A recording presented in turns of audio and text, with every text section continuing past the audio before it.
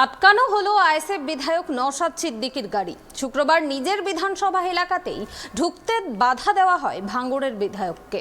ভোটের পর এদিনই প্রথম নওশাদের ভাঙড় যাওয়া।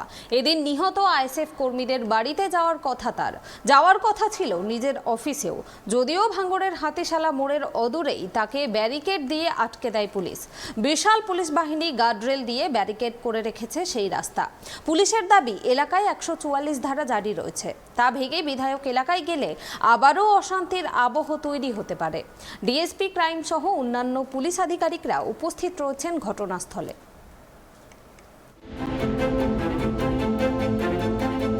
ভাঙড়ে ঢুকতে নাছোড়বান্দা বিধায়ক নওশাদ সিদ্দিকী, আর 144 ধারা জারি থাকায় ভাঙড়ে ঢুকতে বাধা, জানালেন বিধাননগরের পুলিশ আধিকারিক। টেকনোসিটি থানা এলাকার নিউটাউন আর্ট কলেজের কাছেই আজ আটকে দেওয়া হয় বিধায়কের গাড়ি। আজকের কর্মসূচি ছিল ভাঙড় বিধানসভার অন্তর্গত কাঠালিয়া দলীয় অফিসে। সেখান থেকে মৃত 3 আইএসএফ কর্মীর বাড়িতে যাবেন নওশাদ এবং সেখানে তাদের পরিবারের সঙ্গে কথা বলবেন বিধায়ক। কিন্তু তার আগেই তাকে আটকে দেওয়া হয় বলে অভিযোগ। এক মহিলা পুলিশ আধিকারিকের সঙ্গে কথা হয় নওশাদের। নওশাদ বলেন, আমি বিধায়ক, এখানে ফেক এমএলএ লিখে গাড়িতে অনেকেই ঘোরে। ফেক এমএলএ বিধানসভায়ও ঢুকে গিয়েছিল। আমি ফেক নই, আমার আইডি কার্ডও আছে, দেখতে পারেন। পাল্টা ওই মহিলা পুলিশ আধিকারিককে বলতে শোনা যায়, আমাকে কার্ড দেখানোর দরকার নেই, আমার কাছে অর্ডার নেই সাহেব। এরপর নওশাদ প্রশ্ন করেন, আমি এলাকার বিধায়ক, আমি আমার এলাকায় যেতে পারবো না? এরপরই নওশাদ অভিযোগ করেন, ভেতরে যারা যাবেন তাদের নামের তালিকা রয়েছে পুলিশের কাছে, অথচ বিধায়কের নাম নেই। তৃণমূলের একাধিক নেতার নাম রয়েছে। বৃহস্পতিবার তারা ঘুরে বেরিয়েছেন এলাকায়। এরপরই কার্যত হুঁশিয়ারি সুরে নওশাদ বলেন, অন ক্যামেরা বলছি, এসপি ম্যাডামকে প্রস্তুত থাকতে বলুন।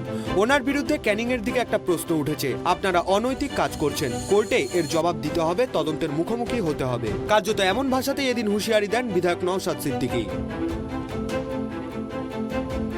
অনৈতিকভাবে আটকানো হয়েছে, আমাকে ভাঙড়ে যেতে দেবে না। ভাঙড়ের মানুষকে মারধর করছে পুলিশ, রাতে তাণ্ডব চালাচ্ছে, তাদের পাশে গিয়ে তাদেরকে আশ্বস্ত করব, শান্তির বার্তা দিতে চাচ্ছি, আমার অফিসে আমি যাব, ঢুকতে দেবে না।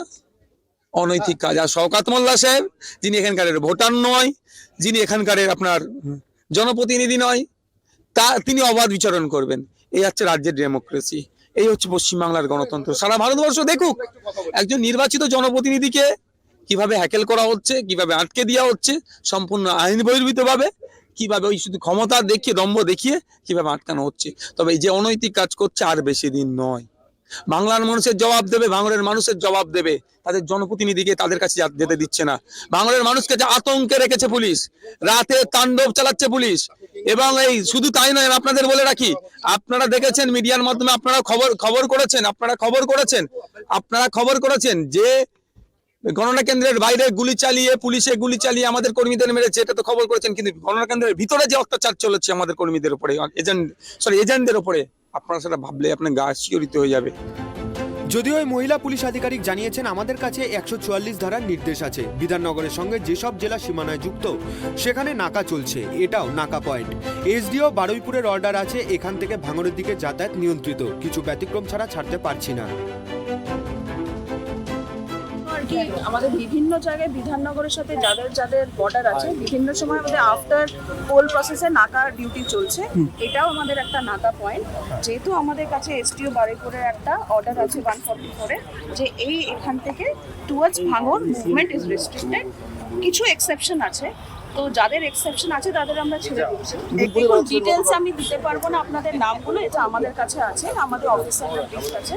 তবে এখন আমাদের সামনে এমএলএ সাহেব আছে, ওনার নাম এখানে নেই, ফলে আমরা এখন ওনাকে যেতে, এই রোড দিয়ে আমরা যেতে দিই। এই নাকা পয়েন্ট।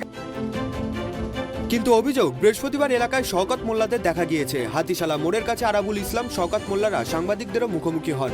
উত্তরে ওই পুলিশ আধিকারিক জানান, এই পয়েন্টে এখন নাকা আছে, এটুকুই বলতে পারি। অর্ডার এসডিওর, তাই উনি সবটা বলতে পারবেন। দক্ষিণ 24 পরগনা থেকে গোপাল শীলের রিপোর্ট, ট্রাইব টিভি।